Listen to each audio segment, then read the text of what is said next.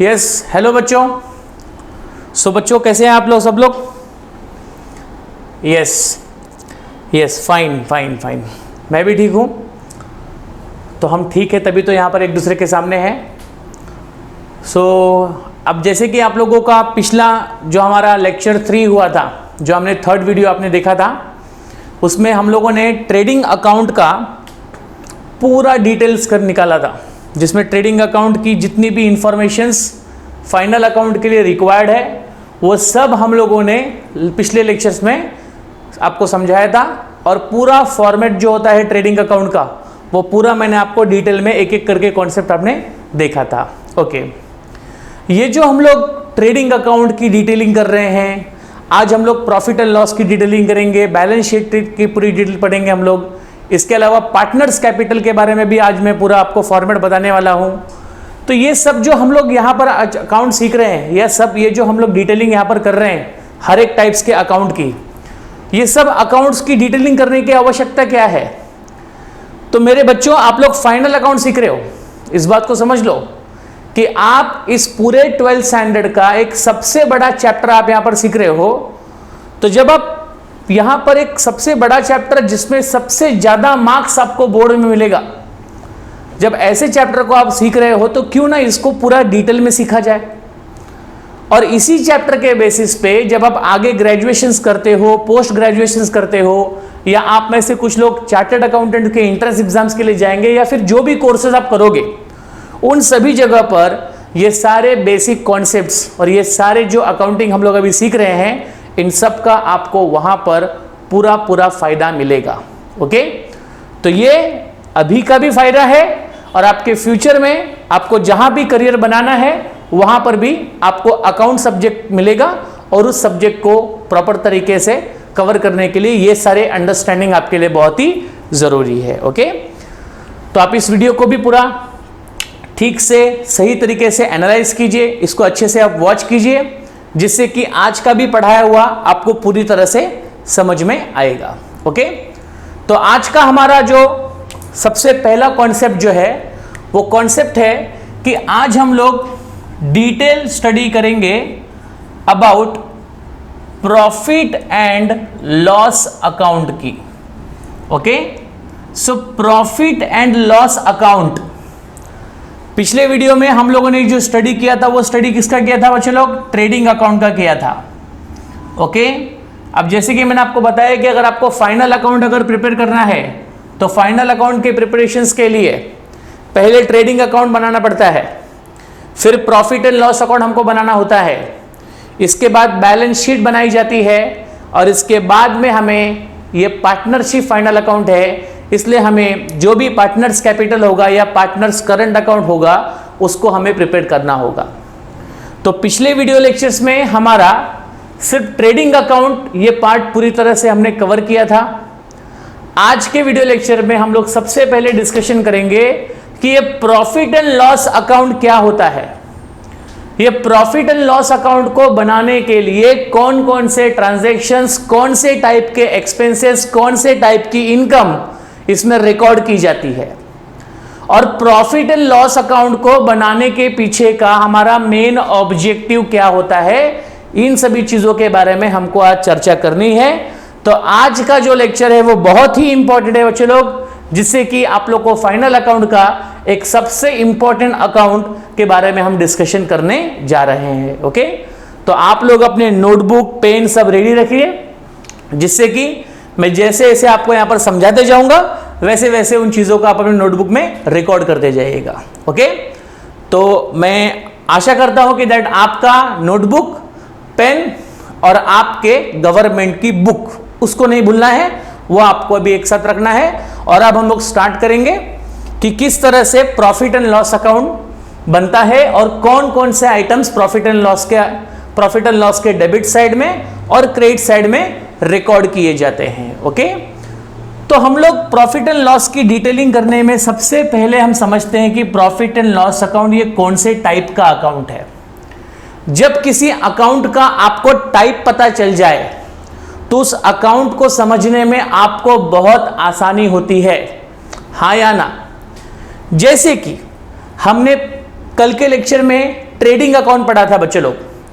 Trading account को हम लोगों ने कौन से टाइप का अकाउंट बताया था?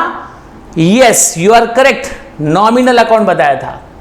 सो नॉमिनल अकाउंट का नेचर अगर ट्रेडिंग अकाउंट है तो इसका मतलब ये तो श्योर है कि ट्रेडिंग अकाउंट जो है वो नॉमिनल अकाउंट्स के रूल्स के बेसिस पे ड्रॉ किया जाएगा, नॉमिनल अकाउंट्स के रूल्स के बेसिस पे प्रिपेयर किया जाएगा, कि वहां पर हम सिर्फ एक्सपेंसेस इनकम रिकॉर्ड करेंगे। ओके, अब उसी तरह प्रॉफिट एंड लॉस अकाउंट की अगर हम बात करें तो प्रॉफिट एंड लॉस अकाउंट भी एक नॉमिनल अकाउंट का ही टाइप है। तो यहां पर एक समानता आपको दिख गई कि दैट ट्रेडिंग अकाउंट भी नॉमिनल अकाउंट है और प्रॉफिट एंड लॉस भी नॉमिनल अकाउंट है। ओके, तो प्रॉफिट एंड लॉस के बारे में सबसे पहली बात आपको याद रखनी है कि that profit and loss account ये कौन से टाइप का अकाउंट है? नॉमिनल अकाउंट है। अब जब ये नॉमिनल अकाउंट है तो इसको नॉमिनल अकाउंट के रूल्स एप्लीकेबल होंगे। अब मैं आपसे सुनना चाहूंगा, आप मुझे बताओगे कि नॉमिनल अकाउंट का रूल्स क्या होता है? आपने बोलोगे सर हमने तो 11th में नहीं पढ़ा था। कोई बात नहीं, मैंने आपको कल के लेक्चर में भी नॉमिनल अकाउंट का रूल बताया था। थोड़ा याद करो बच्चे लोग, थोड़ा स्टडी करो बच्चे लोग, थोड़ा रिवीजन करो बच्चे लोग, आपको सब इजीली समझ में आएगा। सो नॉमिनल अकाउंट जो होता है उसका रूल होता है डेबिट।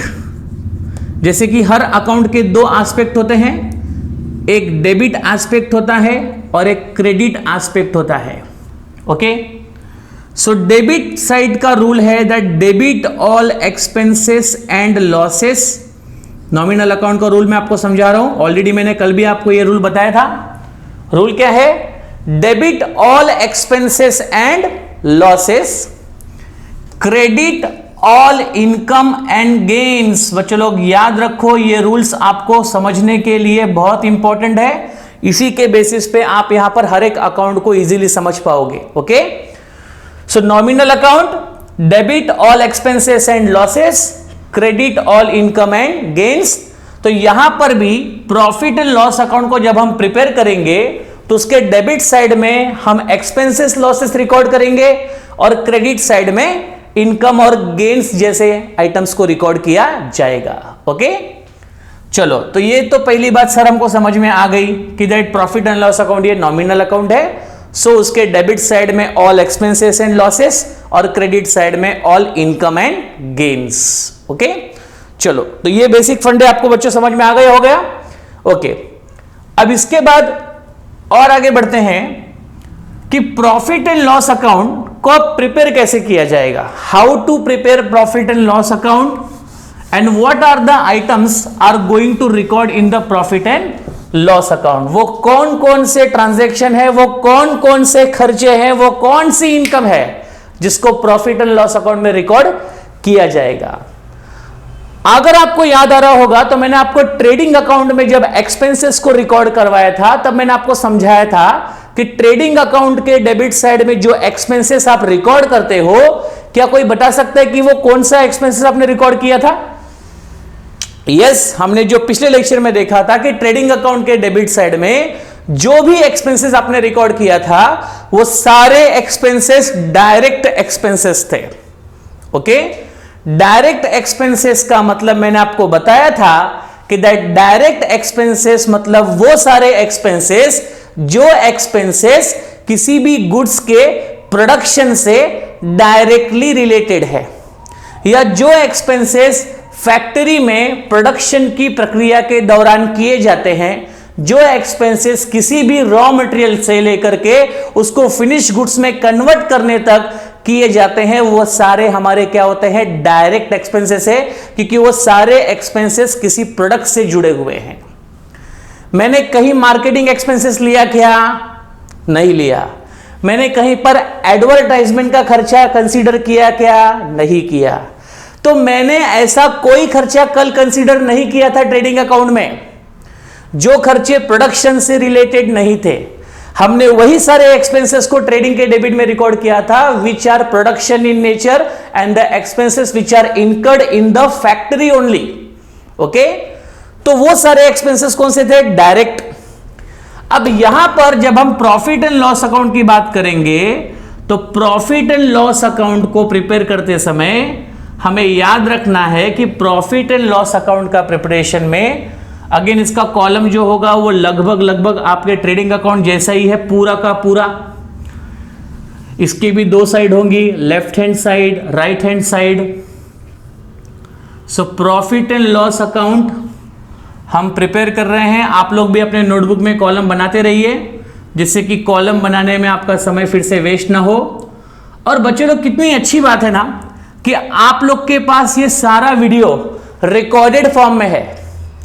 मतलब हम जब भी स्टडी करते थे उस समय पे ऐसी कोई टेक्नोलॉजी तो थी नहीं कि जहां पर हम घर बैठे बैठे सारे लेक्चर्स देख ले।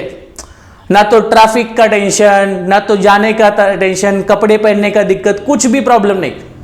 लेकिन आज के जमाने में आप देख रहे हो कि आपको घर बैठे बैठे सारे लेक्चर्स आपके मोबाइल पे, आपके लैपटॉप पे, आपके कंप्यूटर पे आप इजीली देख पा रहे हो।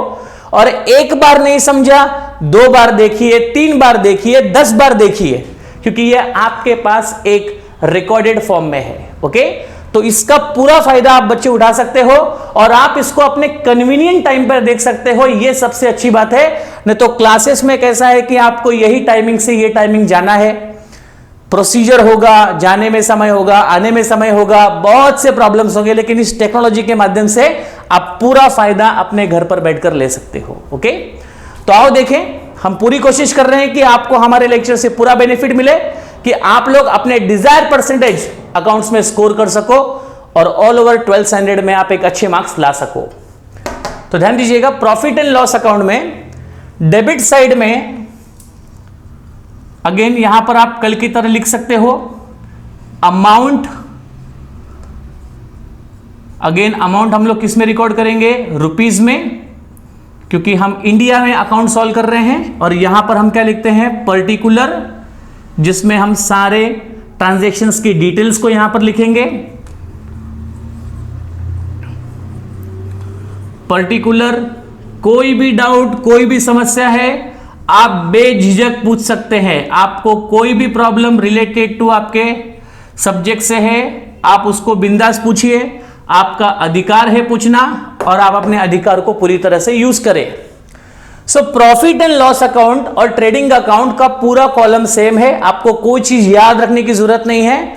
यस, तो प्रॉफिट एंड लॉस अकाउंट के अगर हम यहां पे ऐसा मार्किंग कर दे तो इसका जो ये लेफ्ट हैंड साइड हो जाएगा और यहां से यहां तक उसका राइट हैंड साइड हो जाएगा। ठीक है बच्चे लोग, तो लेफ्ट हैंड साइड आपका डेबिट रिकॉर्डिंग है और राइट हैंड साइड आपका क्रेडिट रिकॉर्डिंग है। ओके एवरीवन, तो इस तरीके से debit recording and credit recording आपके सामने आ गई। अब जैसे कि मैंने आपको थोड़ी देर पहले बताया कि प्रॉफिट एंड लॉस अकाउंट ये कौन सा अकाउंट है? Yes, you are correct, you are genius, कि प्रॉफिट एंड लॉस अकाउंट ये एक नॉमिनल अकाउंट है। नॉमिनल अकाउंट का रूल्स क्या होता है?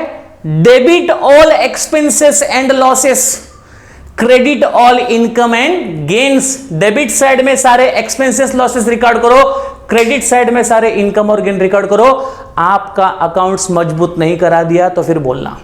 ओके, बस आपको यहां पर कंसंट्रेशन से, पूरे इंटरेस्ट से यहां पर देखना है और पूरा चैप्टर आपका, पूरा चैप्टर आपकी जेब में, आप जब चाहिए तब उसको किसी को भी समझा सकते हो, सिखा सकते हो और आप अपने ऑब्जेक्टिव को अचीव कर सकते हो। ठीक है, तो यहां पर डेबिट साइड में सारे एक्सपेंसेस रिकॉर्ड किए जाएंगे, क्रेडिट साइड में हम सारी इनकम को रिकॉर्ड करेंगे। अभी बात यह आती है कि सर ट्रेडिंग अकाउंट में भी आपने डेबिट साइड में सारे एक्सपेंसेस रिकॉर्ड किए थे। अरे हाँ, मैं कहां ना कह रहा हूं, डेबिट साइड, ट्रेडिंग अकाउंट के भी डेबिट साइड में हमने एक्सपेंसेस रिकॉर्ड किए थे।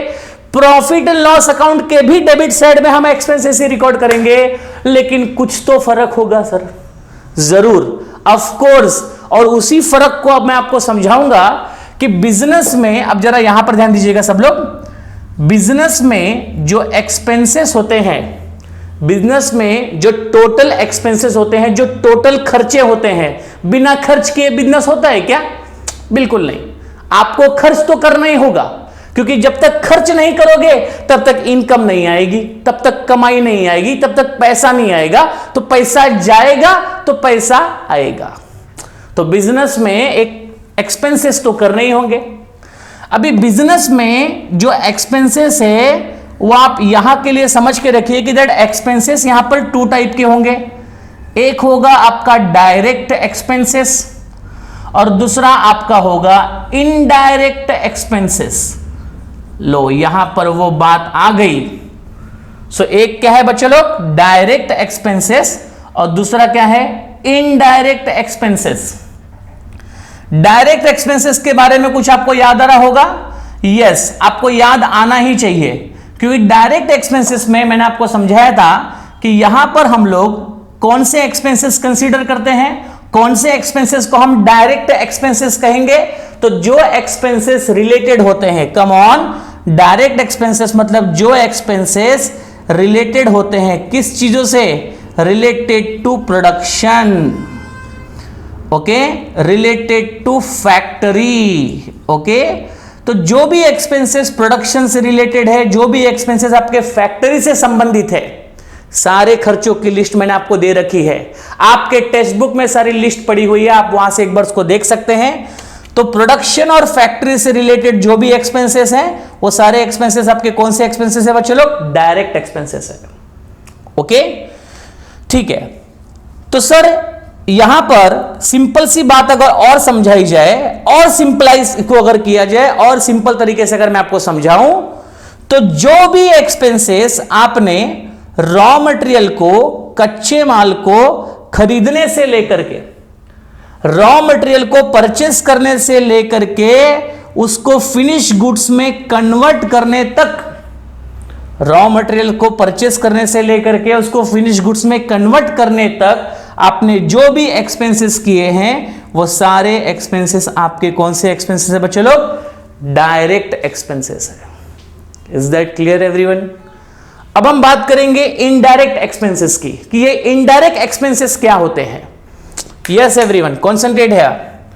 यस, इनडायरेक्ट एक्सपेंसेस को भी समझना आपको। तो आप मुझको बताइए कि क्या किसी गुड्स का आपने प्रोडक्शन कर दिया, क्या किसी गुड्स को आपने रॉ मटेरियल से फिनिश गुड्स में कन्वर्ट कर दिया, तो क्या बिजनेस पूरा हो गया? मैं पूछ रहा हूं कि क्या बिजनेस की एक्टिविटी कंप्लीट हुई? सिर्फ प्रोडक्शन करने से कभी बिजनेस कंप्लीट होता है क्या? नहीं, क्योंकि आपने 11th में पढ़ा था कि बिजनेस एक ऐसी एक्टिविटी है जिसमें प्रोडक्शन भी होना चाहिए और उसमें कमान क्या होना चाहिए, डिस्ट्रीब्यूशन भी होना चाहिए। So production as well as distribution, इन दोनों को जब हम कंबाइन करते हैं तो कंबाइन करने के बाद हमारा बनता है बिजनेस।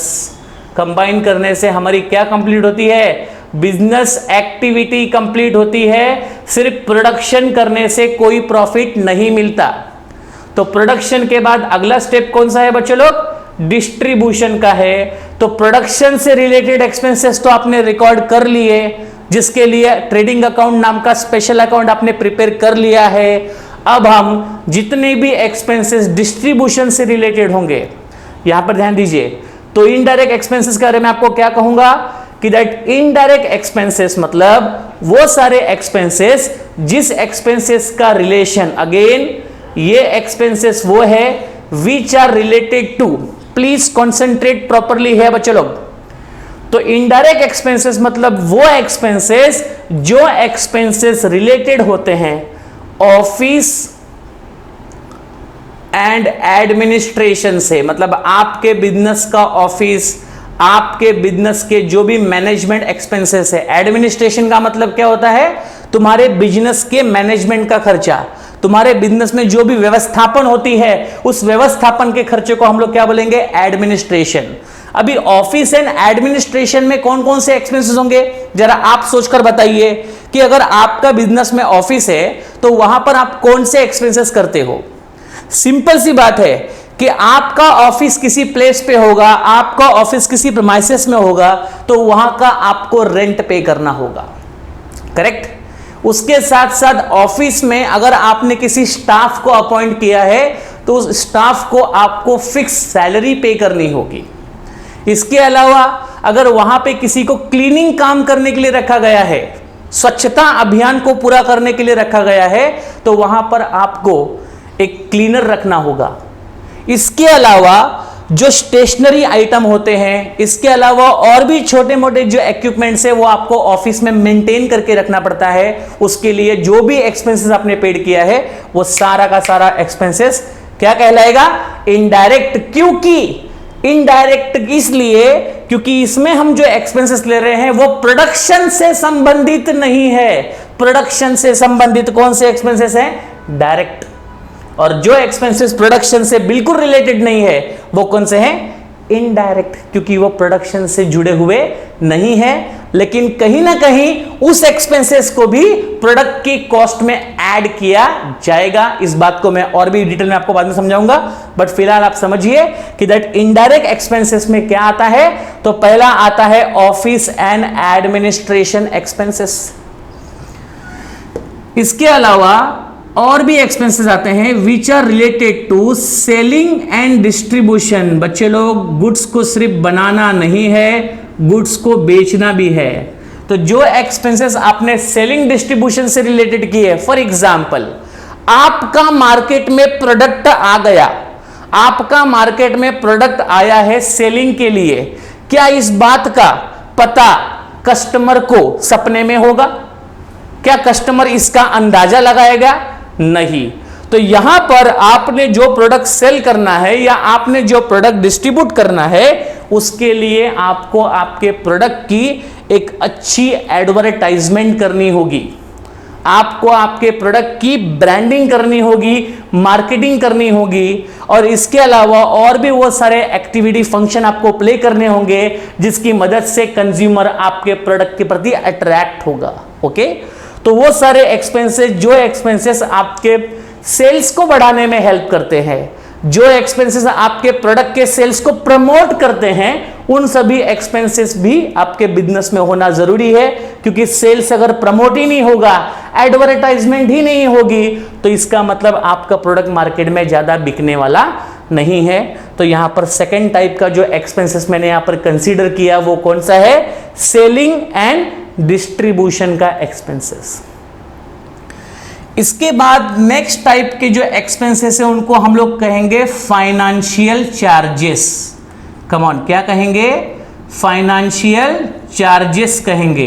ये फाइनेंशियल चार्जेस का मतलब क्या है? अरे आपके बिजनेस में फाइनेंस लगा है, आपके बिजनेस में पैसा लगा है, यस लगा है। तो वो पैसा कहां से आया? हवे में से उड़ के आया क्या? नहीं आया। जमीन खोद कर आया क्या? नहीं आया। तो वो फाइनेंस कहां से आया? तो 100% आपने वो फाइनेंस किसी ना कहीं से लिया होगा, लोन लिया होगा, डेप्ट लिया होगा, बैंक से लिया होगा, फाइनेंशियल इंस्टीट्यूशन से लिया होगा, अरे पड़ोसी से लिया होगा, या अपने मित्र से लिया, कि कहीं ना कहीं से फाइनेंस तो लिया होगा। तो वो फाइनेंस जो आपने आपके बिजनेस के लिए लिया है उसका आपको रेगुलर पेमेंट ऑफ इंटरेस्ट करना पड़ता है। गेटिंग इट और नॉट? सो जो भी चार्जेस आपने फाइनेंस के लिए पेड करना है, इंटरेस्ट पे करना होता है। इसके अलावा देखा जाए तो कभी कभी अपने प्रोडक्ट को सेल करने के लिए आपको एक हैवी डिस्काउंट ऑफर करना पड़ता है। ऐसे बड़े बड़े चार्जेस जो आपके फाइनेंशियल नेचर के एक्सपेंसेस है, जो इंटरेस्ट नेचर के होते हैं, इन सभी एक्सपेंसेस को आपको यहां पर रिकॉर्ड करना है। ओके, तो यहां से आपको क्या समझ में आ गया कि दैट इनडायरेक्ट एक्सपेंसेस को मैं थोड़ा समेशन करके देता हूं, थोड़ा कंबाइन करके देता हूं कि इनडायरेक्ट एक्सपेंसेस मतलब जो डायरेक्टली प्रोडक्शन से जुड़े हुए नहीं है। तो सर वो कौन से एक्सपेंसेस जो प्रोडक्शन से जुड़े हुए नहीं है? तो प्रोडक्शन से जुड़े नहीं वाले एक्सपेंसेस में आपको सबसे पहले याद रखना है ऑफिस एंड एडमिनिस्ट्रेशन के सारे खर्चे, मतलब जो जो खर्चे आपके ऑफिस और बिजनेस के मैनेजमेंट को बिलोंग करते हैं वो सारे एक्सपेंसेस आपको इसमें रिकॉर्ड करने हैं। इसके बाद आपके गुड्स को सेल करने में जो भी एक्सपेंसेस मदद करने हैं, आपके गुड्स को प्रमोट करने में, वो सारे सेलिंग डिस्ट्रीब्यूशन के खर्चे। एक डिलीवरी वैन है जो आपके प्रोडक्ट को आपके वेयरहाउस से लेगी, आपके गोडाउन से निकाल करके अलग अलग शॉप में डिस्ट्रीब्यूट करेगी। ओके, तो वो डिलीवरी वैन के ड्राइवर का सैलरी आपको देना होगा, वो डिलीवरी वैन का मेंटेनेंस चार्जेस आपको देना होगा। ओके, तो जो भी खर्चा अगेन वो भी रिलेटेड किससे है? आपके गुड्स के सेल से है, तो वो भी इसके अंदर रिकॉर्ड किया जाएगा। मैं आपको पूरी लिस्ट दे दूंगा, आप बिल्कुल चिंता ना करें, मैं पूरा लिस्ट आपको यहां पर देने वाला हूं। भले थोड़ा समय लगेगा, चलेगा, लेकिन ये सब एक ही बार आपको सीखना है और इसका फायदा आपको लॉन्ग टाइम तक होता रहेगा। इसका फायदा पूरे फाइनल अकाउंट छोड़ो, उसके आगे जब आप ग्रेजुएशंस करोगे, प्रोफेशनल कोर्सेज करोगे, तो वहां सभी जगह पर आपको इसका पक्का बेनिफिट होना ही होना है। उस समय आप मुझे थोड़ा याद कर सकते हो। इसके बाद फाइनेंशियल चार्जेस है, मतलब जिसके अंदर जो भी इंटरेस्ट आप पेड कर रहे हो आपके फाइनेंस के ऊपर, वो सारे टाइप के एक्सपेंसेस को यहां पर रिकॉर्ड किया जाएगा। ओके एवरीवन, ठीक है। तो ऑफिस एंड एडमिनिस्ट्रेशन एक्सपेंसेस में यहां पे आपको थोड़ा समेशन करके देता हूं, ये तो आपको समझ में इजीली आ गया होगा। ओके, ध्यान दीजिए यहां पर। तो अगर किसी ने आपको इनडायरेक्ट एक्सपेंसेस पूछा, तो मेरे बच्चे जो मेरी टीचिंग ले रहे हैं, जो मेरे अकाउंट्स को फॉलो कर रहे हैं, उनको कभी अकाउंट्स में कोई दिक्कत नहीं आएगी। ऐसा मैं भगवान से प्रार्थना नहीं कर रहा हूं बच्चों, इस तरह से आपको कॉन्सेप्ट बताऊंगा, इस तरह से आपको चीजें समझा रहा हूं कि आपको कभी बेसिक प्रॉब्लम अकाउंट्स में आएगी ही नहीं, क्योंकि जिसका बेस स्ट्रांग है, जिसकी नींव मजबूत है, वो आगे जाकर कितनी भी बड़े से बड़ा बिल्डिंग बना सकता है और कितने भी बड़े से बड़ा करियर बिल्ड कर सकता है। तो यहां पर आप इस इक्वेशन को समझ लीजिए कि अगर कोई पूछे कि अरे खड़े हो जाओ और बताओ इनडायरेक्ट एक्सपेंसेस क्या है, व्हाट इज इनडायरेक्ट एक्सपेंसेस, तो इनडायरेक्ट एक्सपेंसेस के लिए आप सीधे सीधे बात करोगे कि indirect expenses is equal to, indirect expenses is equal to office and administration expenses। मतलब सबसे पहले आपको कंसीडर करना है कौन सा expenses, office and administration expenses, plus second वाला कौन सा होगा बच्चे लोग, yes you are correct, selling and distribution expenses.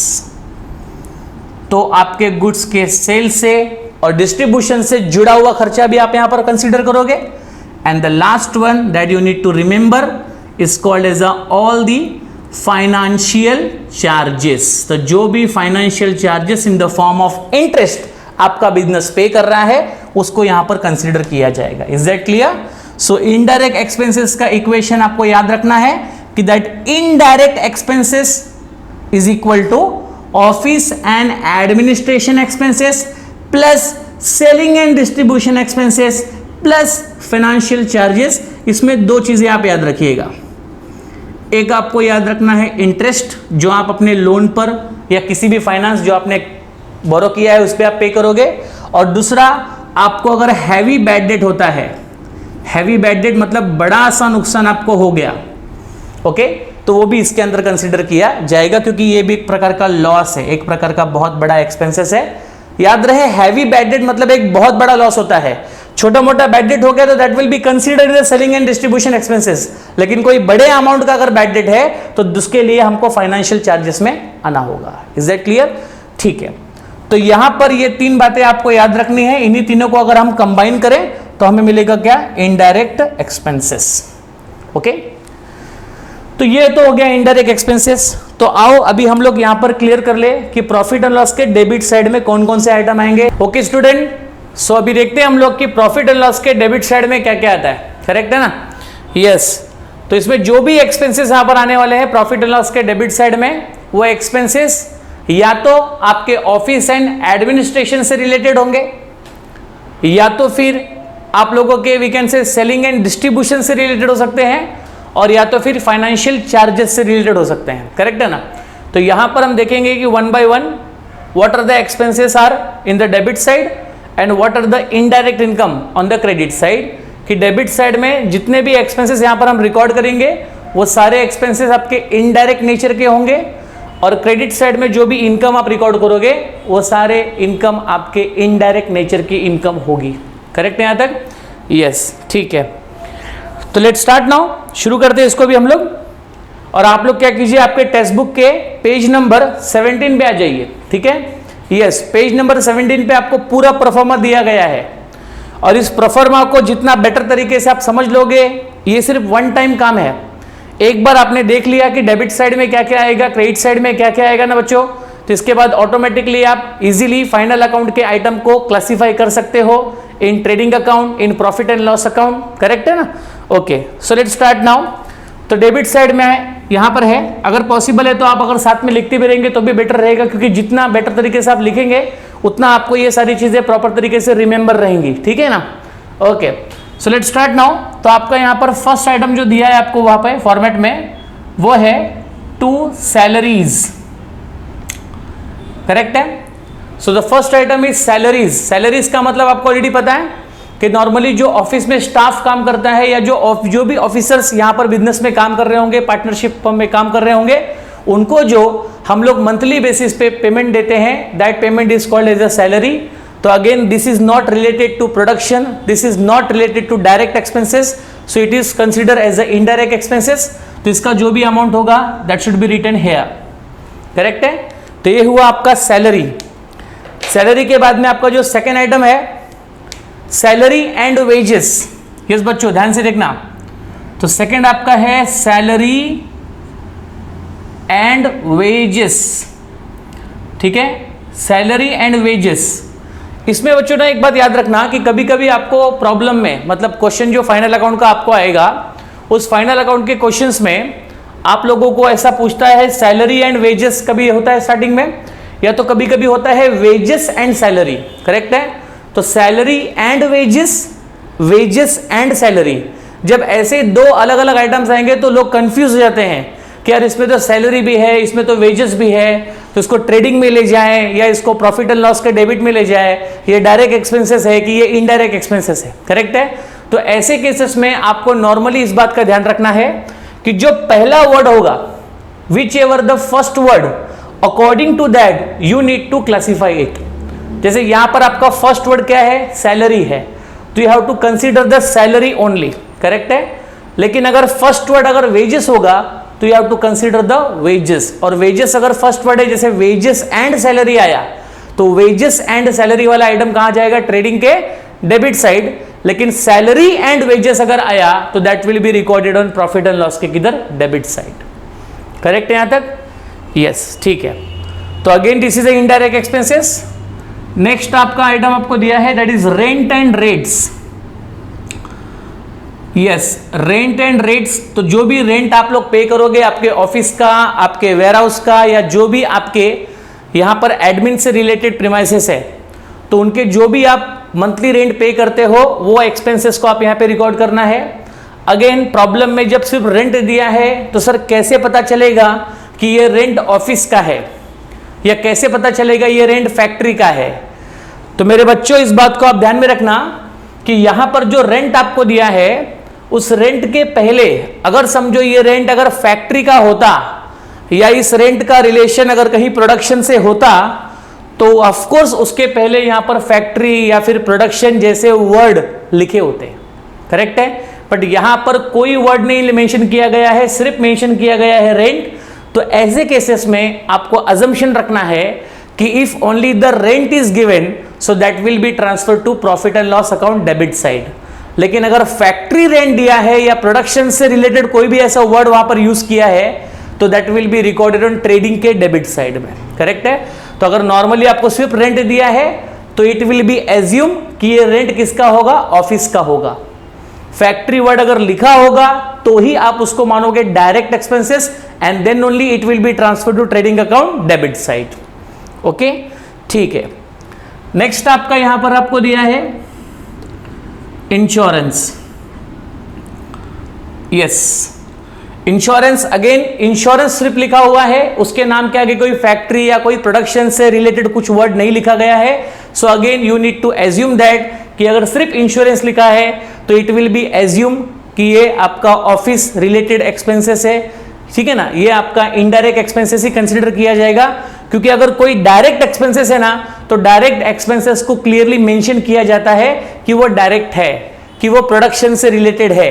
But यहां पर ऐसा कुछ मेंशनिंग नहीं किया गया है, तो it will be again assume as a indirect expenses, ठीक है। नेक्स्ट आपका है बच्चों electricity and lighting. Same assumption है बच्चों लोग। अगेन ये इलेक्ट्रिसिटी सर फैक्ट्री का है कि ऑफिस का है, ऐसा कुछ यहां पर मेंशन नहीं किया गया है। सो कैसे समझा जाए, अगेन मैं वही एक्सप्लेनेशन आपको फिर से दूंगा कि इलेक्ट्रिसिटी एंड लाइटिंग का जो इस्तेमाल है ये तो फैक्ट्री में भी होता है और ऑफिस में भी होता है। बट अगर फैक्ट्री का होता तो यस, वही तो मैं भी कह रहा हूं कि इसके पहले फैक्ट्री वर्ड दिया होता, but if it is not given it will be again assume कि ये आपके ऑफिस से रिलेटेड होगा, ये आपका इनडायरेक्ट एक्सपेंसेस ही होगा, ऐसा आपको इसको एज्यूम करना होगा अगर फैक्ट्री वर्ड नहीं दिया है तो। नेक्स्ट आपका है telephone postage. Of course telephone postage ये सारे एक्सपेंसेस आपके ऑफिशियल नेचर के होते हैं, एडमिनिस्ट्रेशन नेचर के होते हैं, तो ये इनडायरेक्ट एक्सपेंसेस के अंदर ही कंसीडर किया जाएगा। तो जो भी टेलीफोन बिल आपने पेड किया या फिर समझो एग्जांपल जो भी डॉक्यूमेंट आपने पोस्ट किया, तो पोस्ट करने का जो भी आपने चार्जेस भरा, तो पोस्ट करने के चार्जेस को हम लोग क्या कहते हैं, postage. So that will be again consider as a indirect expenses and will be recorded on the profit and loss debit side. Clear? Yes, आगे बढ़ते हैं। नेक्स्ट आपका है printing and stationery. Now printing and stationery तो purely office से related ही है, क्योंकि यहाँ पर प्रिंटिंग और स्टेशनरी के जो भी आइटम होते हैं वो ऑफिशियली यूज किए जाते हैं, तो again it will be consider as a indirect expenses and if it is indirect expenses it will be recorded in profit and loss account debit side. Correct है? यस, अगर indirect expenses बच्चों है तो वो प्रॉफिट एंड लॉस के debit में ही record होगा।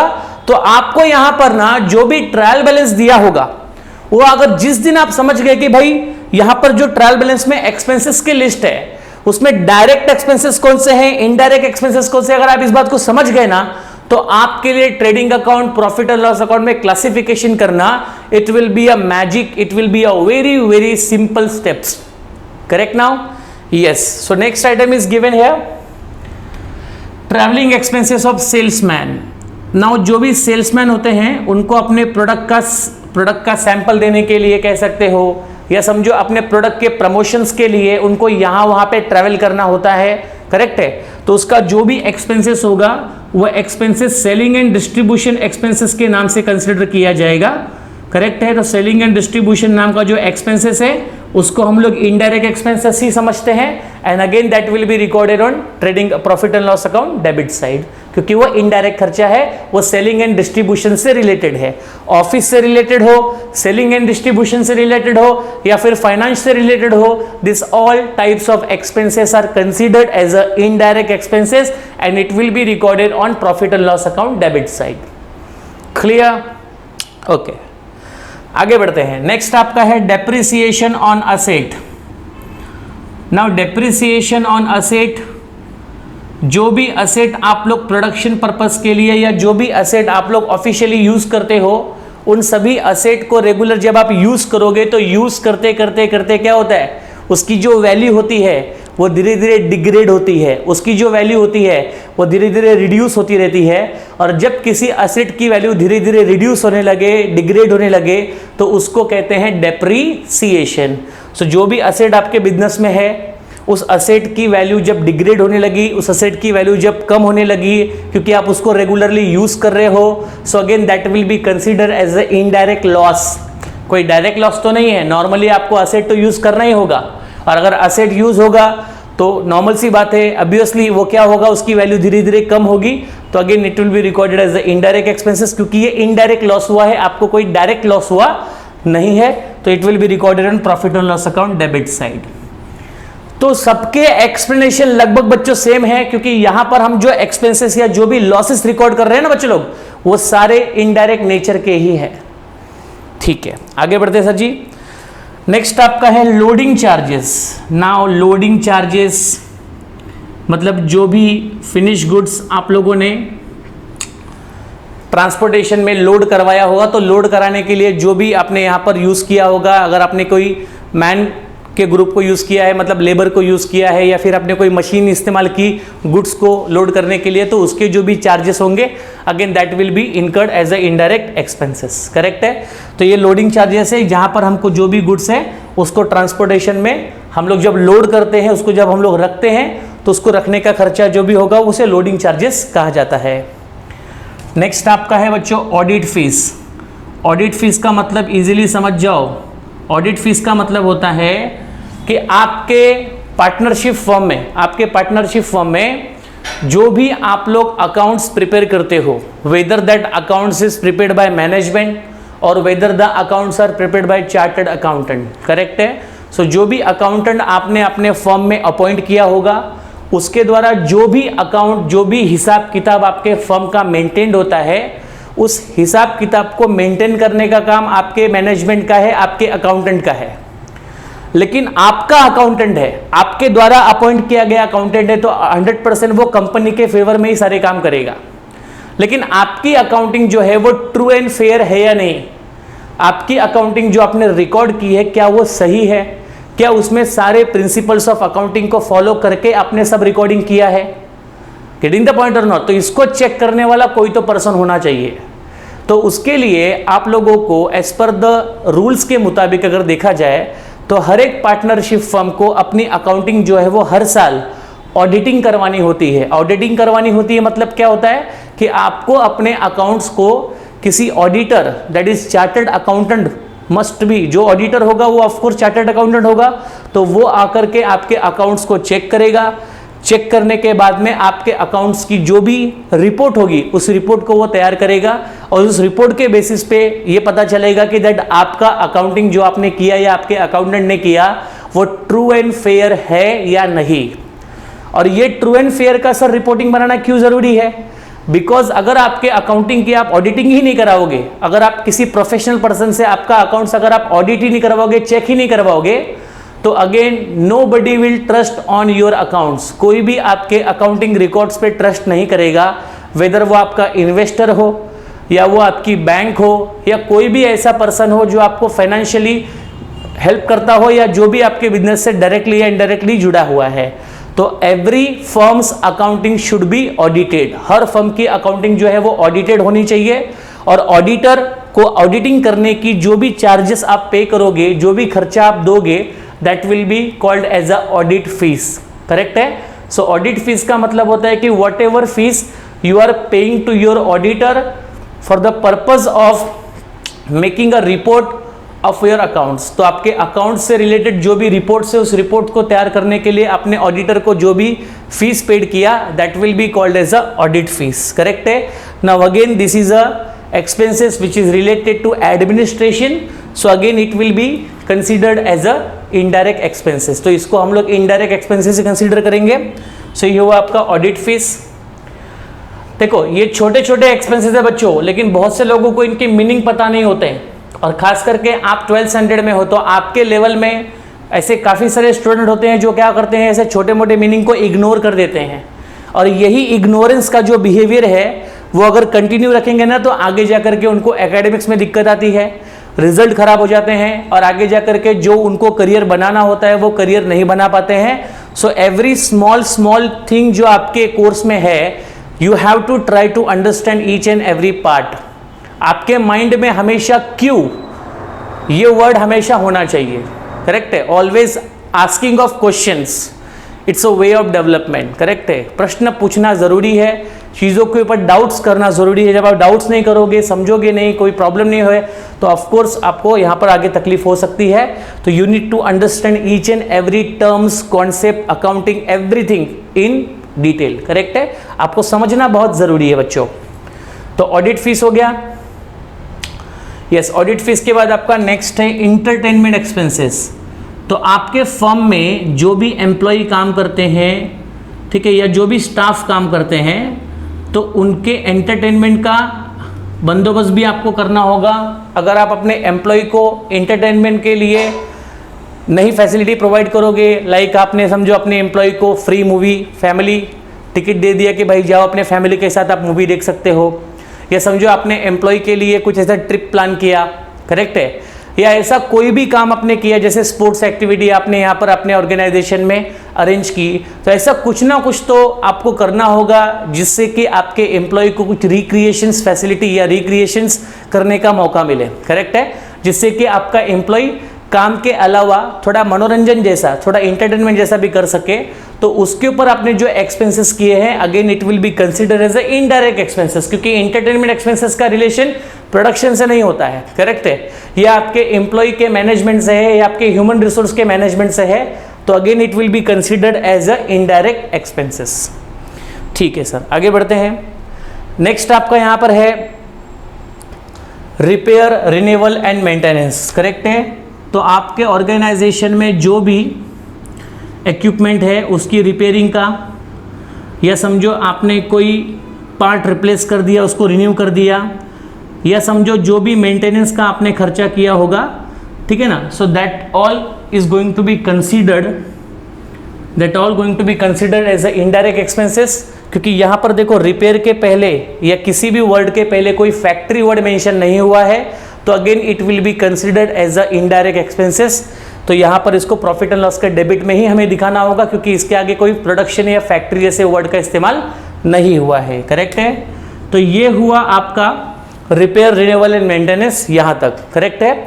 यस, लिस्ट काफ़ी बड़ी है, आगे हम देख सकते हैं कि हम हर एक एक्सपेंसेस को यहाँ पर डिस्कस क्यों करेंगे, क्योंकि आगे जाने के बाद जो फाइनल अकाउंट के प्रॉब्लम आप सॉल्व करने वाले हो ना, वहाँ पर जाने के बाद जैसे आपने यहाँ पर जो ट्रायल बैलेंस में आइटम आपको दिखा, तो आपके माइंड को इतनी प्रैक्टिस आपको करानी है, इतनी आपको आदत दिलवानी है कि जिससे कि आपका कोई भी आइटम ट्रायल बैलेंस में दिखते बराबर आपके माइंड का तुरंत ऑर्डर आपको मिलना चाहिए कि हाँ ये तो प्रॉफिट एंड लॉस का है, हाँ ये तो ट्रेडिंग का है, ये बैलेंस शीट का है।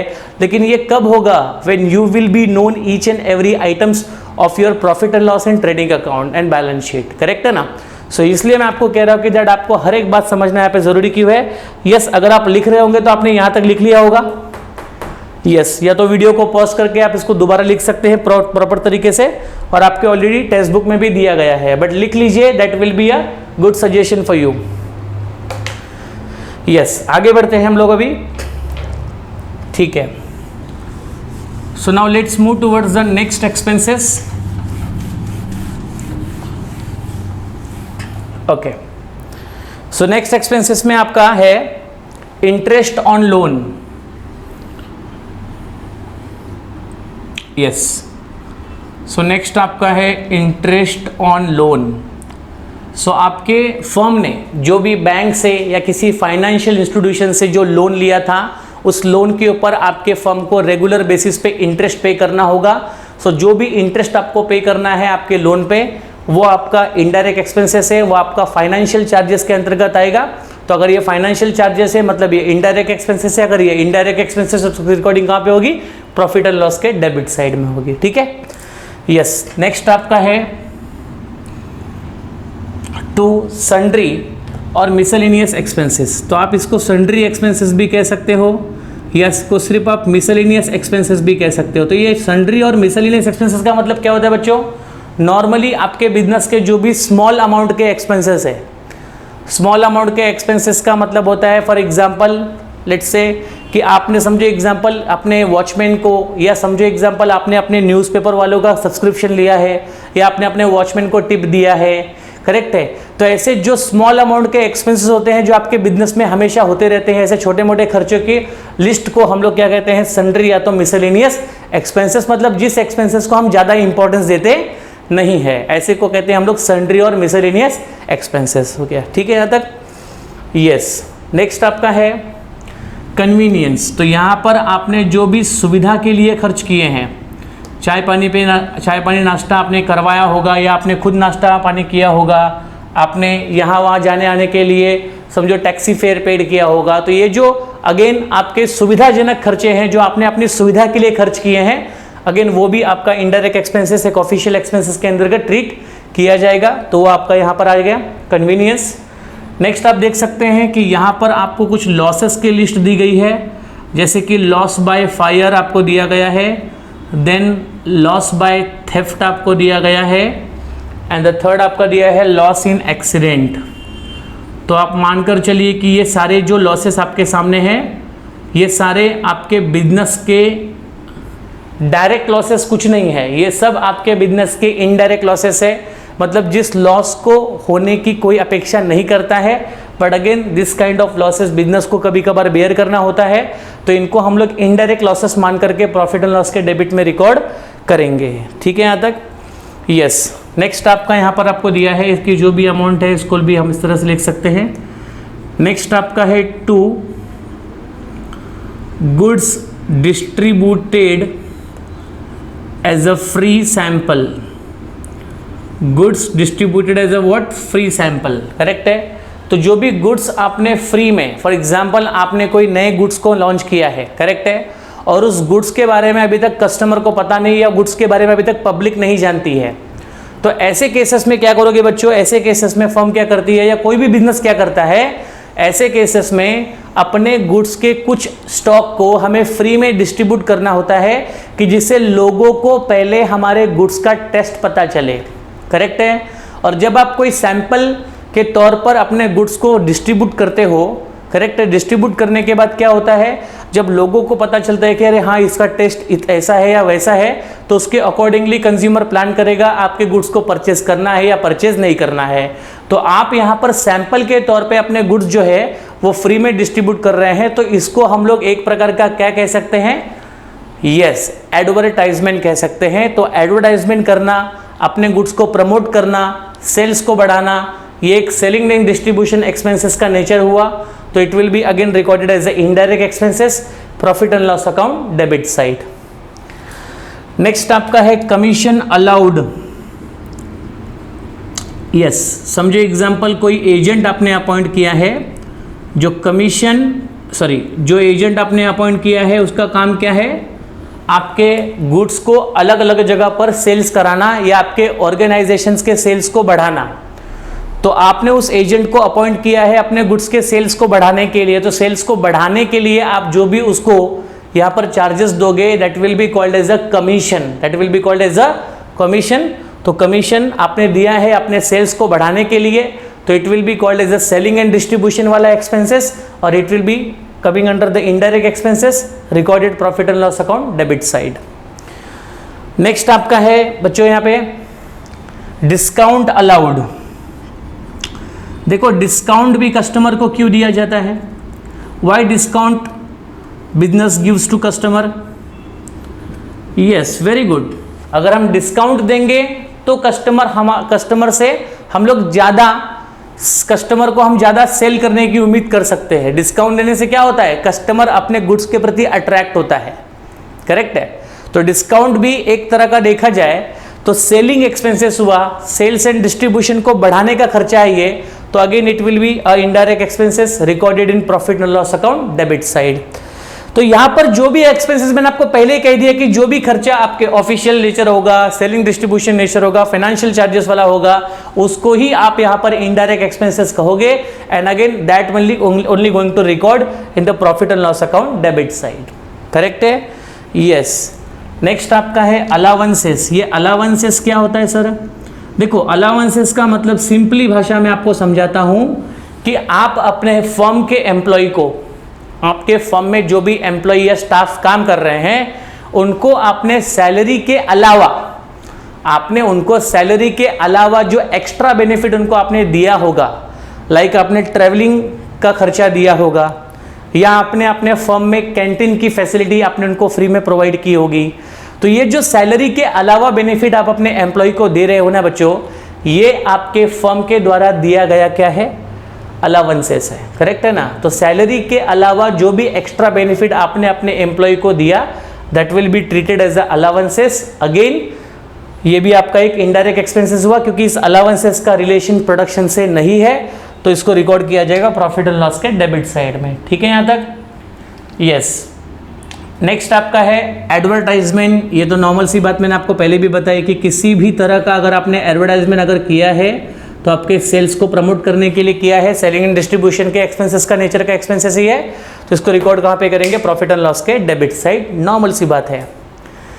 नेक्स्ट आपका है बच्चों कैरियज आउटवर्ड। यस, इसके बारे में थोड़ा आपको समझना ज़रूरी है कि क्या होता है सर ये कैरियज आउटवर्ड। ठीक है, कैरियज आउटवर्ड का मतलब क्या? कैरियज आउटवर्ड का मतलब होता है, इनवर्ड का मतलब क्या होता है पता है? यस, ट्रेडिंग अकाउंट के डेबिट साइड में आपको मैंने बताया था कि जब भी आप रॉ मटेरियल को फैक्ट्री में लेकर आते हो, तो फैक्ट्री में जो रॉ मटेरियल आता है तो वो जिस भी ट्रांसपोर्टेशन से आ रहा होगा, करेक्ट है, उसका जो आपने चार्जेस दिया है, जो आपने कैरियज पेड किया, कैरी करने का चार्जेस आपने दिया, करेक्ट है, तो ये कैरियज माल के आने का है, इनवर्ड माल आपके पास आ रहा है, करेक्ट है। यस, तो इसका जो आप चार्जेस पे करोगे वो कैरियज इनवर्ड हुआ। रिलेशन किसके साथ है? प्रोडक्शन के साथ में, क्योंकि जब तक आप माल को लाओगे नहीं, क्योंकि माल के लाने का जो खर्चा होता है वो मटेरियल के प्राइस में क्या हो जाता है, ऐड हो जाता है, करेक्ट है। तो आपका प्रोडक्शन नेचर एक्सपेंसेस हुआ, आपका डायरेक्ट एक्सपेंसेस हुआ। अब आपके फैक्ट्री में रॉ मटेरियल आने के बाद जब आप उसको फिनिश गुड्स में कन्वर्ट करोगे, तो फिनिश गुड्स में कन्वर्ट करने के बाद आप क्या करोगे, उस माल को अगेन ट्रक में लोड करोगे और उसको आप भेज दोगे ऑफिस की तरफ, गोडाउन की तरफ, वेयरहाउस की तरफ, करेक्ट है। तो यहां पर वेयरहाउस में आपका माल बनाकर माल आपका जा रहा है, आपने फिनिश गुड्स में कन्वर्ट कर लिया। अब आपका माल बनकर कहां जा रहा है, वेयरहाउस में जा रहा है, ऑफिस की तरफ जा रहा है, करेक्ट है। तो जब आपका माल ऑफिस की तरफ जा रहा होगा तो ऑफिस वाले उस माल की अनलोडिंग करवाएंगे, तो ऑफिस वाले ही उसका चार्जेस पे करेंगे। तो ऑफिस वाले ने यहां पर चार्जेस जो पे किया वो किसका है, हमारे पास से गुड्स क्या हो रहा है, आउटवर्ड है, हमारे पास से गुड्स क्या हो रहा है, जा रहा है। तो जाने का भाड़ा कौन देगा, ऑफिस वाला, और माल के आने का भाड़ा कौन देगा, फैक्ट्री वाला, करेक्ट है। ऐसे आप इसको याद रख सकते हैं कि फैक्ट्री ने जो चार्जेस पे किए, फैक्ट्री ने जो कैरियज पे किया वो कैरियज इनवर्ड था, और ऑफिस डिपार्टमेंट ने जो कैरियज पे किया वो कैरियज आउटवर्ड था। तो ये कैरियज आउटवर्ड गुड्स को लेकर जाने का खर्चा है, तो लेकर जाने का खर्चा ऑफिस बियर करता है, तो इसलिए इसको हमने यहां पे रिकॉर्ड किया। या फिर ऐसा कह सकते कि जो माल आपने सेल्स करने के लिए निकाल दिया, जो माल आपने सेलिंग पर्पज से मार्केट में भेज दिया, करेक्ट है। तो यहां पर आपका माल आपके पास से आउट हो रहा है, जा रहा है, तो उसका जो आपने चार्जेस पे किया वो आपका कैरियज इनवर्ड है, आउटवर्ड है। तो इसको सेलिंग डिस्ट्रीब्यूशन एक्सपेंसेस में कंसीडर करना है, ऑफिस एंड एडमिन में इसको कंसीडर ना करो, इसको सेलिंग डिस्ट्रीब्यूशन मानो, क्योंकि ये माल आपका आपके पास से क्या हो रहा है, जा रहा है। तो जाने का जो भी भाड़ा होगा वो कैरियज आउटवर्ड कहलाएगा। इनवर्ड कहां पर आएगा, ट्रेडिंग के डेबिट में, और आउटवर्ड कहां जाएगा, प्रॉफिट एंड लॉस के डेबिट में। तो ये कौन से हेडिंग के अंतर्गत आएगा बच्चों, सेलिंग एंड डिस्ट्रीब्यूशन के अंतर्गत आएगा। मैंने गलती से आपको ऑफिस एक्सपेंसेस बताया, no problem, selling and distribution में आप इसको कंसीडर करो, क्योंकि ये आपके फिनिश गुड्स को मार्केट में लेकर जाने का भाड़ा है, करेक्ट है, यस। तो ये हुआ आपका कैरियज आउटवर्ड। तो आपका नेक्स्ट एक्सपेंसेस है कैरियज आउटवर्ड, समझ में आपको आ गया प्रॉपर्ली, यस। नेक्स्ट आपका है टू सेल चार्जेस। इसको तो पढ़कर ही समझ में आ गया होगा कि भाई ये तो सेलिंग एंड डिस्ट्रीब्यूशन से रिलेटेड है। तो ये आपका इनडायरेक्ट एक्सपेंसेस है, इसको ज़्यादा एक्सप्लेन करने की कोई ज़रूरत नहीं है, ये सेल चार्जेस है, करेक्ट है। तो गुड्स को सेल करते समय आपने जो भी चार्जेस बियर किए होंगे, जो भी खर्चे आपने किए होंगे, उन खर्चों को हम लोग, अगर हम लोग उसको खर्चों को कंबाइन करें तो वो क्या बनेगा आपका, सेल चार्जेस, करेक्ट है यहाँ तक, यस। कुछ और एक्सपेंसेस बचे हैं बच्चों, उनको कंसिडर कर लेते हैं फटाफट एक एक करके, यस। नेक्स्ट आपका है बैड डेट।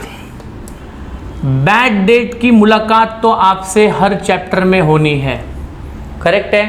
बैड डेट क्या होता है बच्चों, जो भी कस्टमर को आपने माल अपना क्रेडिट पे सोल्ड किया, करेक्ट है, आपने अपना जो भी गुड्स या सर्विस आपने क्रेडिट पे कस्टमर को सेल किया, करेक्ट है।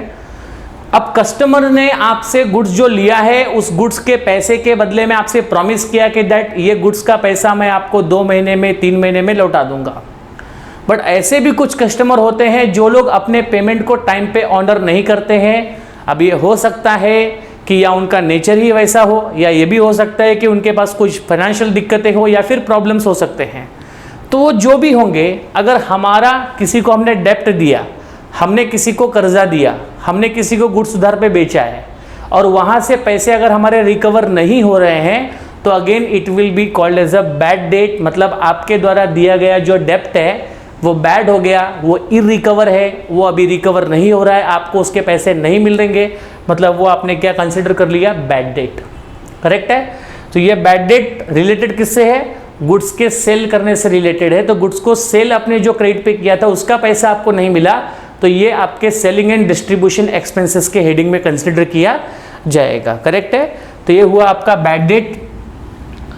नेक्स्ट आपका है एक्सपोर्ट ड्यूटी। यस, जो भी ड्यूटी, जो भी टैक्सेस आपने पेड किया है गुड्स को एक्सपोर्ट करने से या गुड्स को फॉरेन में सेल करने से, तो जो भी गुड्स आप अपने पास से फॉरेन में सेल कर रहे हो, तो फॉरेन में जब आप गुड्स को सेल करोगे ना बच्चों, तो आपको उसके लिए टैक्सेस पेड करना होगा। तो ये टैक्सेस आपने काहे का पेड किया है, गुड्स को एक्सपोर्ट करने का, गुड्स को सेल करने का। तो again this is also related to what, selling and distribution.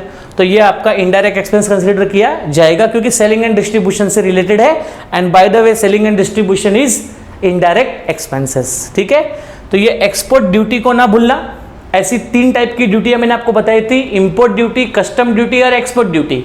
Import duty और custom duty related to production है, रिलेटेड टू रॉ मटेरियल के इंपोर्ट से है, तो वो ट्रेडिंग के डेबिट में जाती है। लेकिन सिर्फ एक्सपोर्ट ड्यूटी जो होती है उसी को आप रिकॉर्ड कहां पे करोगे? प्रॉफिट एंड लॉस के डेबिट साइड में, क्योंकि इसका रिलेशन सेलिंग एंड डिस्ट्रीब्यूशन से होता है। ये एक प्रकार का इनडायरेक्ट एक्सपेंसेस हुआ, तो that will be recorded in profit and loss account debit side.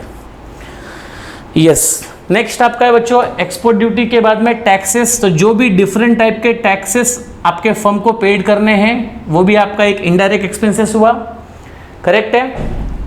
Next आपका है जनरल एक्सपेंसेस। अभी जनरल एक्सपेंसेस का मतलब आपके बिजनेस के एडमिनिस्ट्रेशन से रिलेटेड एक्सपेंसेस, आपके बिजनेस को मैनेज करने से रिलेटेड जो भी खर्चे आपने किए हैं उन सभी खर्चों को हम लोग कंसीडर करेंगे जनरल एक्सपेंसेस। सामान्य खर्चे जो हर एक बिजनेस ऑर्गेनाइजेशन को बियर करने होते हैं तो वो आपकी कैटेगरी में आएंगे जनरल एक्सपेंसेस। नेक्स्ट आपका लिखा है ट्रेड एक्सपेंसेस। बच्चों ट्रेड एक्सपेंसेस के पीछे एक छोटा सा कॉन्सेप्ट है, मैं आपको बता देता हूं, उसको आप ध्यान से सुन लीजिए और अगर पॉसिबल है तो रिकॉर्ड कहीं तो नोट कर लीजिए। ट्रेड एक्सपेंसेस, देखिए ये जो ट्रेड एक्सपेंसेस है, जनरल एक्सपेंसेस है, ये अगर देखा जाए लगभग ना तो एक ही नेचर का एक्सपेंसेस होता है, इसमें बहुत ज़्यादा डिफरेंसेस नहीं होते हैं। तो बात को ज़रा मेरे समझिए आप लोग ठीक से कि ये जो ट्रेड एक्सपेंसेस वाला मैटर है, ये ट्रेड एक्सपेंसेस वाला आइटम ये ट्रेडिंग के डेबिट में भी आता है। यस, ये ट्रेडिंग के डेबिट में भी आता है और ये प्रॉफिट एंड लॉस के डेबिट में भी आ सकता है, लेकिन दोनों में से कहीं एक ही आपको जगह रिकॉर्ड करनी है। अगर प्रॉब्लम में ट्रेड एक्सपेंसेस आता है तो यहां पर एक समझने की बात है कि ट्रेड एक्सपेंसेस को रिकॉर्ड कहां किया पे जाए। ट्रेड एक्सपेंसेस ट्रेडिंग अकाउंट के डेबिट में रिकॉर्ड करे कि trade expenses profit and loss के डेबिट में रिकॉर्ड करे? तो इसको समझने का एक सिंपल सा रास्ता आप याद रखिएगा कि जब आप ट्रायल बैलेंस देखेंगे, मतलब जो क्वेश्चन का फॉर्मेट आपके सामने आएगा ट्रायल बैलेंस के फॉर्म में, तो वहां पर अगर आपको ट्रेड एक्सपेंसेस दिखा, करेक्ट है, तो ट्रेड एक्सपेंसेस अगर आपको वहां पर दिखा ना बच्चों, तो एक बार आप चेक कर लीजिए कि ट्रेड एक्सपेंसेस के आजू बाजू कहीं पर जनरल एक्सपेंसेस है क्या, या उसके अलावा कहीं पर ऑफिस एक्सपेंसेस है क्या, ये आपको चेक करना है। तो पहले आप क्या देखा? ट्रेड एक्सपेंसेस दिख रहा है सर, और ट्रेड एक्सपेंसेस के ऊपर नीचे कहीं पर भी अगर आपको ट्रायल बैलेंस के डेबिट साइड में जनरल एक्सपेंसेस या फिर ऑफिस एक्सपेंसेस या फिर दोनों, मतलब दोनों में से कुछ भी अगर आपको एक भी दिखा, कौन से दोनों में से? जनरल एक्सपेंसेस में से या तो ऑफिस एक्सपेंसेस में से, तो ऐसे केसेस में आपको क्या करना है? ट्रेड एक्सपेंसेस की रिकॉर्डिंग कहां पे करोगे? ट्रेडिंग अकाउंट के डेबिट साइड में। तो ट्रेड एक्सपेंसेस आपका ट्रेडिंग के डेबिट में कब जाएगा? When there is a general expenses और ऑफिस एक्सपेंसेस आर गिवन। दोनों में से अगर कुछ भी ट्रायल बैलेंस का डेबिट में, क्योंकि जनरल और ऑफिस तो 100% है, प्रॉफिट एंड लॉस के डेबिट में ही जाएंगे, उनको हम चेंज नहीं कर सकते, लेकिन जो ट्रेड एक्सपेंसेस है वो भी उसी टाइप का एक्सपेंसेस है, तो अगर हम सबको वहीं पर रिकॉर्ड करें तो कोई मतलब उसका नहीं है, करेक्ट है। तो ट्रेड एक्सपेंसेस आपका ट्रेडिंग के डेबिट में कब जाएगा, इसको आप समझ लीजिए। ये तब जाएगा जब ट्रेड एक्सपेंसेस के साथ में अगर जनरल एक्सपेंसेस या तो फिर ऑफिस एक्सपेंसेस आया है, करेक्ट है। और समझो पूरे ट्रायल बैलेंस के डेबिट साइड में सिर्फ ट्रेड एक्सपेंसेस है अकेला, उसके साथ ना तो कोई जनरल एक्सपेंसेस है ना तो कोई ऑफिस एक्सपेंसेस है। तो ऐसे केसेस में जब ट्रेड एक्सपेंसेस ट्रायल बैलेंस में अकेला होता है, उसके साथ उसके जनरल एक्सपेंसेस और ऑफिस एक्सपेंसेस नहीं होते हैं, तो ऐसे केसेस में आप ट्रेड एक्सपेंसेस को प्रॉफिट एंड लॉस के डेबिट में कंसीडर करोगे, करेक्ट है। तो ट्रेडिंग के डेबिट में कब कंसीडर करना है? When general and office expenses are not given. और प्रॉफिट एंड लॉस के डेबिट में कंसीडर कब करना है? व्हेन जनरल एंड, सॉरी उल्टा बोला मैंने, यस, ट्रेड एक्सपेंसेस को ट्रेडिंग के डेबिट में कंसीडर कब करना है? जब जनरल एक्सपेंसेस और ऑफिस एक्सपेंसेस आपको दिए होंगे, करेक्ट है। और प्रॉफिट एंड लॉस के डेबिट में कंसीडर कब करोगे? जब जनरल एक्सपेंसेस या ऑफिस एक्सपेंसेस दिए नहीं होंगे। दिस इज अ फाइनल, आप इसको याद रखिएगा, करेक्ट है, यस, ठीक है। और इसके अलावा नो प्रॉब्लम, जब हम प्रॉब्लम को सॉल्व करेंगे तो वापस ये आएगा ही, तो उसको मैं वहां पर एक बार फिर से रिपीट कर दूंगा आपके लिए, ठीक है ना, यस। तो ये हुआ आपका ट्रेड एक्सपेंसेस के बारे में नोट आप लिख लीजिएगा कि कब इसको ट्रेडिंग में रिकॉर्ड करना है और कब इसको प्रॉफिट एंड लॉस के डेबिट में रिकॉर्ड करना है, ठीक है। आगे बढ़ते हैं, यस। नेक्स्ट आपका है लीगल चार्जेस। तो आपके बिजनेस ऑर्गेनाइजेशंस को अगर समझो कोई लीगल डॉक्यूमेंट बनाना है या समझो कोई भी ऐसा लीगल एक्टिविटी में अगर इन्वॉल्व बिजनेस ऑर्गेनाइजेशन अगर हुआ है, तो उसके लिए जो भी खर्चे पे करने होंगे that will be considered as a legal charges. अगेन ये एक ऑफिशियल एक्सपेंडिचर है, ऑफिशियल एक्सपेंडिचर नेचर का खर्चा है, तो इसको इनडायरेक्ट एक्सपेंसेस ही कंसीडर किया जाएगा। नेक्स्ट आपका है प्रोफेशनल चार्जेस। प्रोफेशनल चार्जेस, तो अगर आपने कोई सर्विस किसी प्रोफेशनल पर्सन से ली होगी आपके बिजनेस से रिलेटेड, तो बिजनेस से रिलेटेड अगर आपने कोई प्रोफेशनल सर्विसेज ली है तो उसको जो आपने फीस पेड किया होगा या उसको आपने जो भी चार्जेस पे किया होगा तो उसको बोलेंगे professional charges. Again office and admin से रिलेटेड खर्चा है। नेक्स्ट आपका है बच्चों बैंक चार्जेस। तो बैंक से जो भी आपने स्पेशल सर्विसेज लिया है उन स्पेशल सर्विसेज के लिए बैंक आपसे चार्जेस लेगा और वो चार्जेस कंसिडर किए जाएंगे एज अ फाइनेंशियल एक्सपेंसेस क्योंकि वो बैंक से रिलेटेड है। करेक्ट है। तो बैंक चार्जेस ये एक फाइनेंशियल चार्जेस के अंदर कंसिडर करेंगे, सो इसको हम कहेंगे इनडायरेक्ट एक्सपेंसेस। तो ये चार्जेस बैंक आपसे कब लेती है? अगर आपने बैंक से कोई भी स्पेशल सर्विसेज लिया होगा, जैसे आपने debit card, credit card, correct है। इसके अलावा समझो अगर आपने कोई फंड ट्रांसफर की फैसिलिटी ली है या आपने कोई लॉकर फैसिलिटी है या फिर आपने ऐसा कोई भी सुविधा बैंक के द्वारा दिया गया हो जो चार्जेबल हो, तो उसके लिए जो आपने खर्चा किया है उसे हम कहेंगे बैंक चार्जेस। यस बच्चों, नेक्स्ट आपका है सॉलिसिटर फीस। ये सॉलिसिटर का मतलब क्या होता है? सिंपल सी बात याद रखिएगा कि सॉलिसिटर भी एक प्रोफेशनल पर्सन है, लेकिन ये ऐसा प्रोफेशनल पर्सन है जो लीगल मैटर में डील करता है। मतलब आप कह सकते हो कि ये बिजनेस ऑर्गेनाइजेशन का लीगल एडवाइजर है या जो बिजनेस के लीगल मैटर्स में लुकआउट करता है, जो बिजनेस के लीगल मैटर को देखता है, उसको भी उसकी फीस आपको पे करनी होगी। तो ये भी एक ऑफिस एंड एडमिन चार्जेस के अंतर्गत कंसिडर किया जाएगा। तो ये हुआ आपका इनडायरेक्ट एक्सपेंसेस। यस, नेक्स्ट आपका है सेकेंडरी पैकिंग चार्जेस।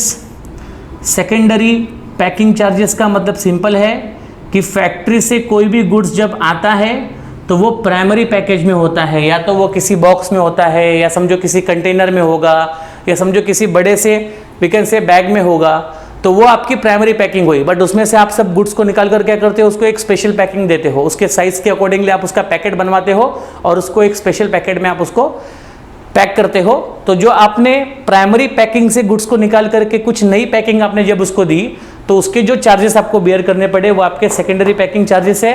अगर कोई पूछे कि सर ये कौन से एक्सपेंसेस के अंतर्गत आएगा, तो मैं कहूँगा सेलिंग एंड डिस्ट्रीब्यूशन में आएगा, क्योंकि सेलिंग एंड डिस्ट्रीब्यूशन में आपको गुड्स को एक स्पेशल पैकेट क्यों देना पड़ता है? क्योंकि आप आपके गुड्स को अगर स्पेशल पैकिंग में नहीं डालोगे तो कस्टमर शायद आपके गुड्स को लाइक नहीं करेगा या आपके गुड्स के प्रति वो अट्रैक्ट नहीं होगा।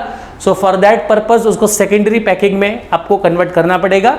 तो उसका जो भी खर्चा होगा वो सेलिंग एंड डिस्ट्रीब्यूशन के अंतर्गत कंसिडर किया जाएगा, तो वो इनडायरेक्ट एक्सपेंसेस कहलाएगा। ठीक है यहाँ तक बच्चों?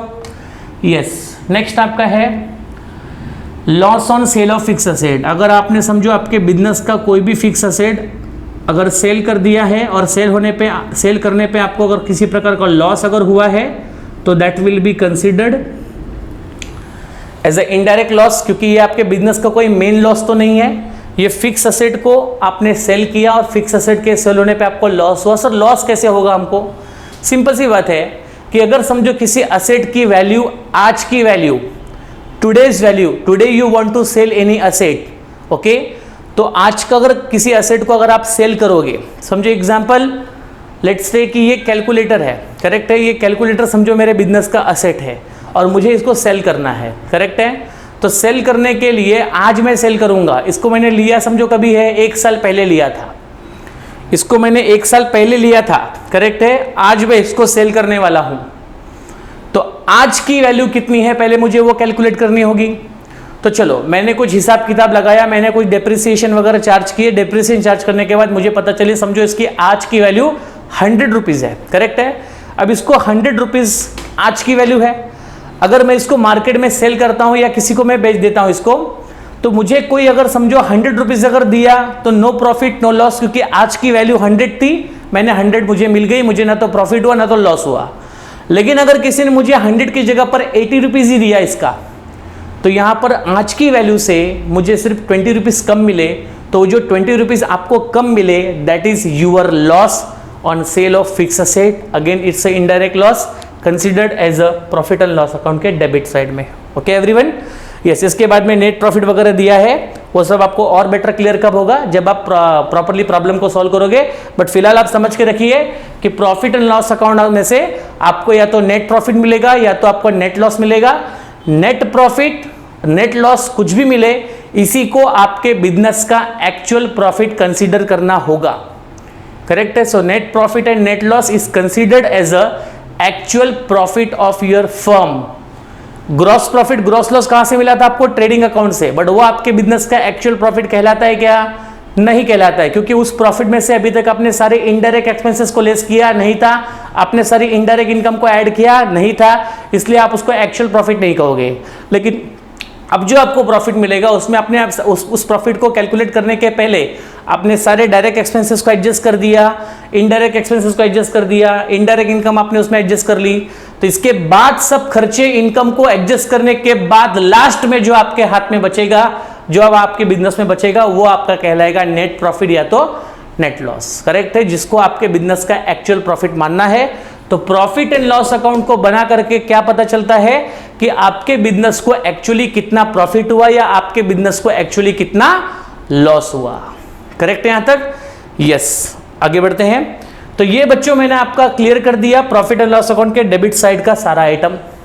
करेक्ट है? यस, हर एक वर्ड के बारे में मैंने आपको समझाया कि कौन सा खर्चा यहां पर इनडायरेक्ट एक्सपेंसेस की हुए। भले आप लोग को लगा होगा कि इतनी छोटी छोटी बात बताने की जरूरत क्यों थी, आपको भले लगे, लेकिन मैं बताऊंगा जरूर, क्योंकि ये एक व्यक्ति के लिए छोटी बात हो सकती है, लेकिन यहाँ पर बहुत सारे स्टूडेंट्स मेरा वीडियो देख रहे हैं, बहुत सारे स्टूडेंट्स इस कोर्स में इंक्लूड हुए हैं, तो उनके हर एक के लिए मुझे सोच समझकर यहाँ पर हर एक वर्ड को क्लियरली एक्सप्लेन करना है कि कौन सा खर्चा इनडायरेक्ट क्यों है और यहाँ पर इसको रिकॉर्ड क्यों किया गया। इसलिए मैं इस वीडियो को पूरा डिटेल में बना रहा हूँ।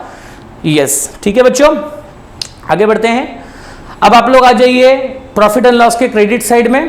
प्रॉफिट एंड लॉस के क्रेडिट साइड में अगर आप आते हैं तो सबसे पहला आइटम आपको यहां पर मिलेगा by gross profit brought down.